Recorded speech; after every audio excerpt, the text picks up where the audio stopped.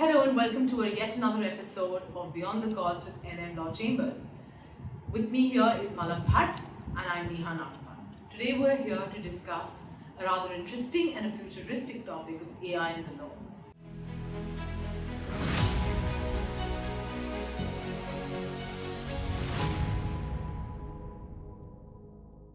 In the last couple of years, we have seen how AI has been all over, taking over our lives, and now with generative AI and ChatGPT, it's only here for the long run.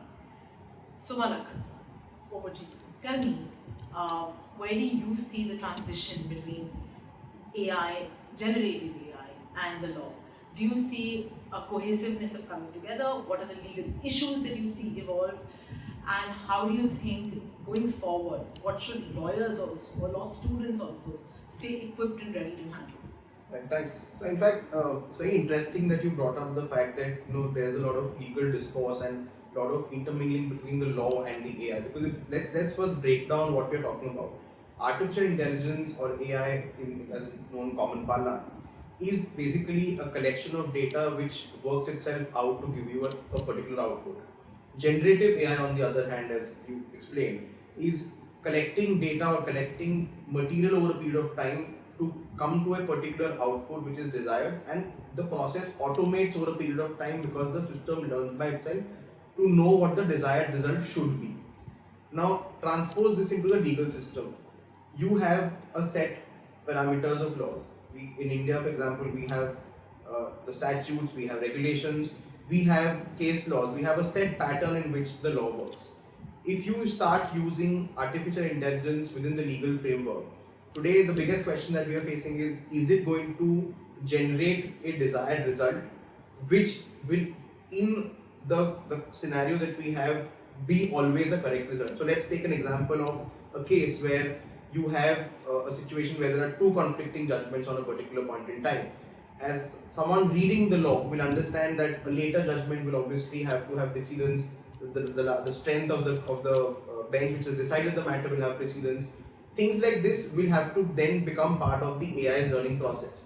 While someone starts using AI for auto-fixating issues like this, will it really come to a result which is A, correct in law, B, known to be adaptable by courts? This, I think, is a very important thing that both judges and lawyers as well as law students will have to deal with.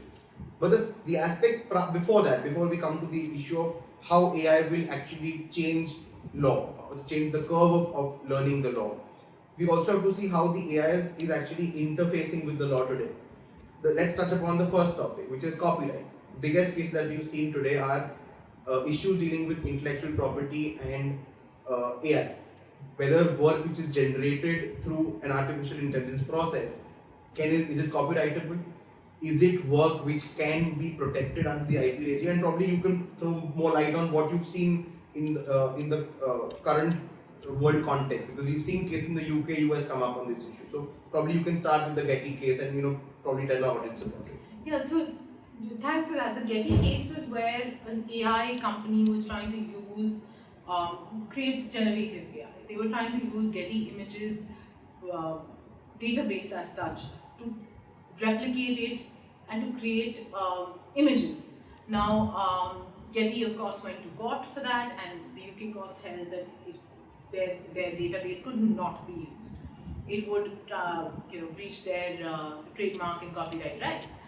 But which is where it's becoming very interesting with photographs or with creative pieces of art. If somebody is using an artwork and using an AI tool or an AI app to create something similar and then wanting to go have it copyrighted to be able to sell it or to be able to get a value out of it, how is that going to function? Who has the copyright for it? Is there a human element? Because how trademarks and copyrights are based, there has to be a human element of creativity.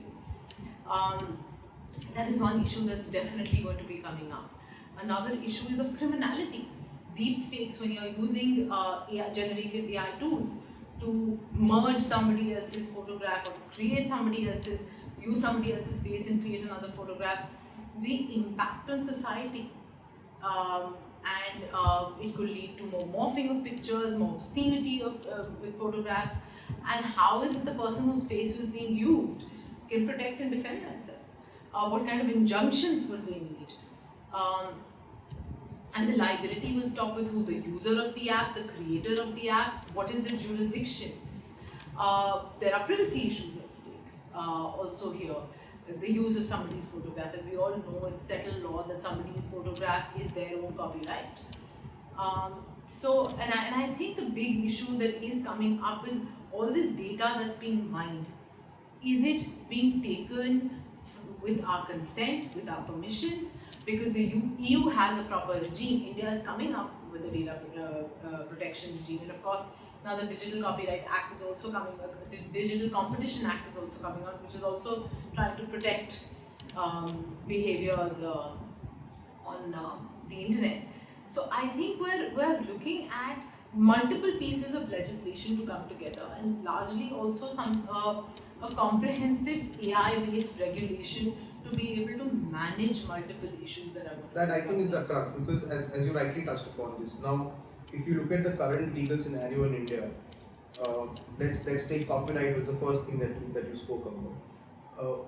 While the UK, we are seeing a case where this issue is now gone to trial on whether images used during data collection can actually be used for generating anything new.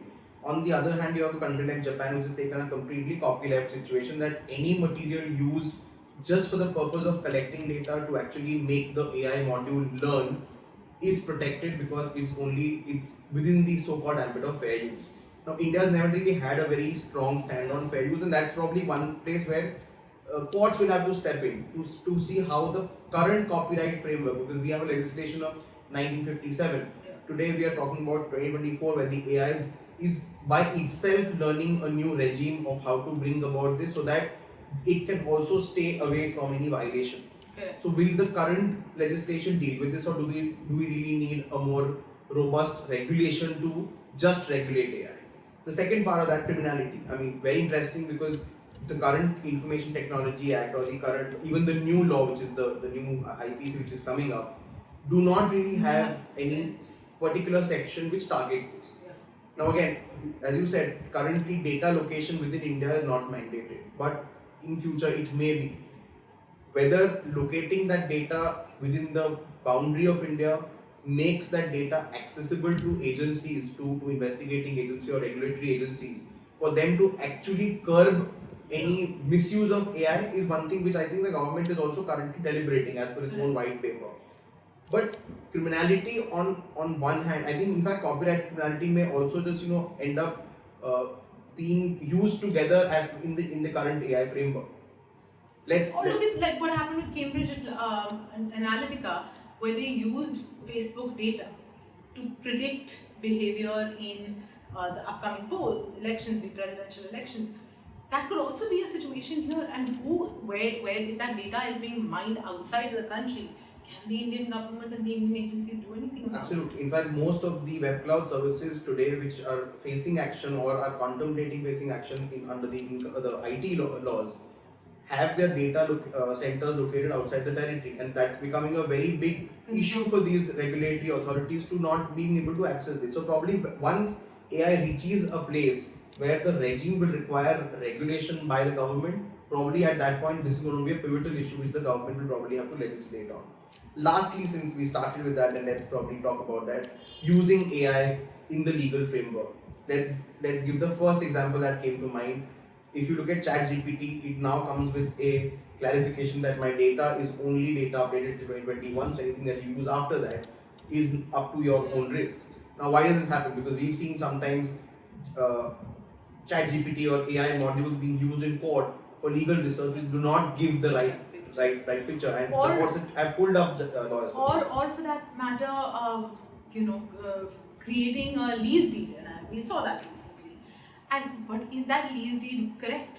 Does that lease deed take care of arbitration clauses? Does that take care of entire agreement clauses? Absolutely doesn't. It's just a very basic template. It's so these issues I think will keep coming up till, of course, generative AI platforms like ChatGPT or the others are not fiercely robust with updating their data and mining their data to keep it literally, as current as the present minute.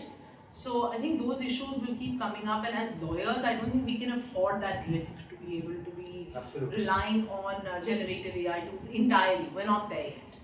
Yes, and then probably it may be time has to see as to when that happens. Time will come where probably AI will become a part of a lawyer's life once we reach a place where it's regulated and self-regulated enough for it to be protected and probably using a good barrier from people's personal and private lives. Till that time, do watch up to this space. We'll probably update you once more once we see more developments on this. Until then, it's goodbye from both of us. Thank you.